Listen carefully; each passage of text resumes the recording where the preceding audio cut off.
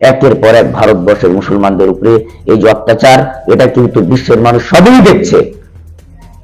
মিডিয়ার যুগ, স্যাটেলাইটের যুগ, সবকিছু তারা দেখছে। আমি বহু দেশে যাওয়ার সুযোগ পেয়েছি, সেখানে মুসলমানরা এবং অমুসলিমরাও ভারতবর্ষের এই বিজেপি সরকারকে তারা সমালোচনা করছে যে তারা কখনো মসজিদের উপরে বুলডোজার করছে, মাদ্রাসার উপরে বুলডোজার করছে, মুসলমানদেরকে ডিভোটার করার চেষ্টা করছে। একের পর এক তারা রুটিন মাফিক মুসলমানদের প্রতি অত্যাচার করছে। বসে থাকার সময় নেই। নির্বাচন কমিশনের দপ্তরে বিক্ষোভ ও ডেপুটেশন দেওয়ার কর্মসূচি নেওয়া হয়েছে। একটি সংগঠনের উদ্যোগে নয়, আমরা চাই যে সমস্ত সংগঠনকে একসঙ্গে একযোগে এই অন্যায় অত্যাচারের বিরুদ্ধে লড়াই করতে হবে। 60 লক্ষ মানুষের ভোটাধিকার কেড়ে নেওয়ার যে ষড়যন্ত্র হয়েছে তার বিরুদ্ধে দেশের এবং রাজ্যের সমস্ত মানুষকে গর্জে উঠতে হবে।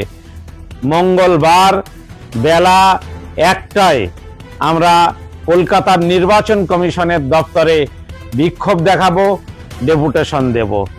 সমস্ত ধর্মের, সমস্ত বর্ণের, সমস্ত সংগঠনের দায়িত্বশীল এবং সাধারণ মানুষকে নিজ দায়িত্ব মনে করে এই জাতির সংকটকালীন সময়ে এই কর্মসূচিতে অংশ নেওয়ার জন্য অনুরোধ জানাচ্ছি এবং আশা রাখবো এখানে দল মত না দেখে নিজেদের অস্তিত্ব রক্ষার লড়াইয়ে আমাদের সকলকে এখানে উপস্থিত হতে হবে এবং তীব্র প্রতিবাদ এবং আন্দোলন করতে হবে।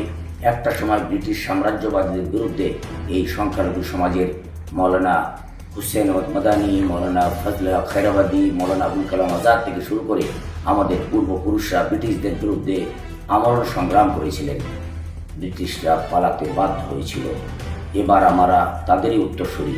আমাদের আবার দ্বিতীয়বার তাদের রেখে যাওয়া অবৈধ জাল সন্তান, যাদেরকে আমরা RSS বলি বা উগ্র হিন্দুত্ববাদী বলি, তাদের বিরুদ্ধে আমাদের লড়াই করার দিন এসেছে। আমরা যদি সম্মিলিত কণ্ঠে, সম্মিলিতভাবে জাতি, ধর্ম, বর্ণ নির্বিশেষে তাদের বিরুদ্ধে গর্জে উঠি, তারা কিন্তু ক্ষমতার মসনদ থেকে হটতে বা পালাতে বাধ্য হবে। এটাই আমি আশা রাখছি। এখানে আপনারা দেখুন, ফুরফুরা দরবার শরীফ থেকে হজরত মাওলানা পীর ইমরান উদ্দিন সিদ্দিকী সাহেব, পীরজাদা সৈয়দ সাজ্জাদ হোসেন সাহেব এবং পশ্চিমবঙ্গের যত অরাজনৈতিক গণসংগঠন আছে, সারা বাংলা সংখ্যালঘু যুব ফেডারেশন, সারা বাংলা ইমাম মুয়াজ্জিন পরিষদ, জমিয়তে উলামা, জমিয়তে আহলে হাদিস, এইভাবে যত সংগঠন আছেন ইনশাআল্লাহ সকলেই এখানে উপস্থিত হওয়ার কথা বলেছেন।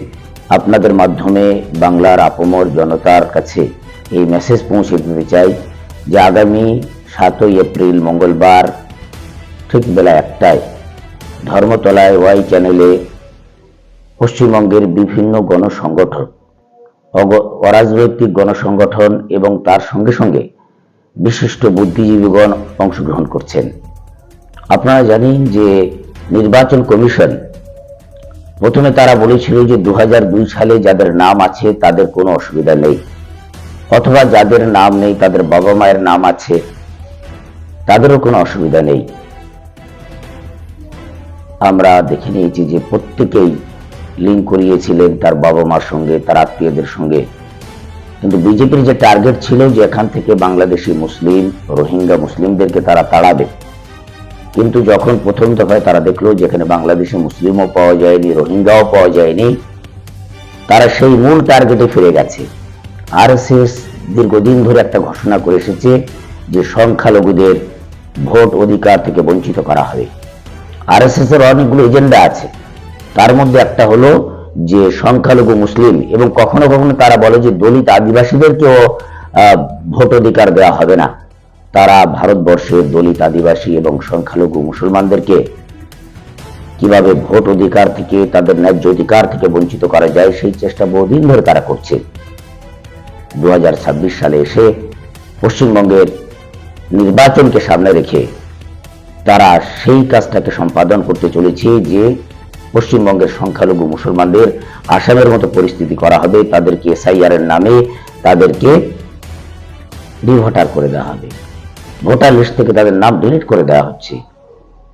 যারা জন্মান্তর থেকে যুগ যুগ ধরে যারা ভারতবর্ষের মাটিতে আছে, আমরা বারবার বলি যে আমরা বাই চয়েস হিন্দুস্তানি, ভারতবর্ষের স্বাধীনতার পরে দেশ যখন ভাগ হয়েছিল, যাদের বাংলাদেশ পাকিস্তান ভালো লেগেছিল তারা চলে গেছে।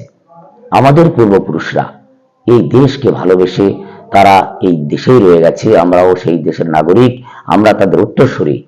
আজকের উদ্দেশ্য প্রণোদিতভাবে সংখ্যালঘু মুসলিমদের বেছে বেছে তারা ভোটার লিস্ট থেকে নাম ডিলিট করে দিয়েছে।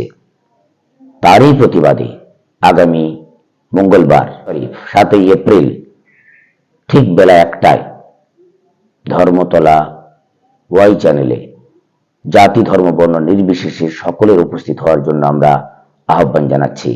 বিশেষ করে এই কথাটা বলবো যে আজকের অনেকেই ভাবছেন যে মুসলিম সম্প্রদায় তারা বিপদে পড়েছে, কিন্তু মনে রাখবেন কেবলমাত্র মুসলিমরা নয়, তারা প্রথম টার্গেটে মুসলিমদের যদি বিপদে ফেলতে পারে, এই দেশের দলিত আদিবাসীরাও কিন্তু বিপদে পড়বে। ফলে আমি রাজনৈতিক নেতাদের উদ্দেশ্যে বলবো যে আপনাদের উচিত ছিল নির্বাচন কমিশন যখন ভোটের ঘোষণা করেছিলেন, আপনাদের ভোটকে বয়কট করা দরকার ছিল। প্রার্থী ঘোষণা না করে আপনাদের নির্বাচন কমিশনকে জানিয়ে দেওয়া দরকার ছিল যে আমরা প্রার্থী দেব না, আমরা এই ভোট ঘোষণাকে মানি না।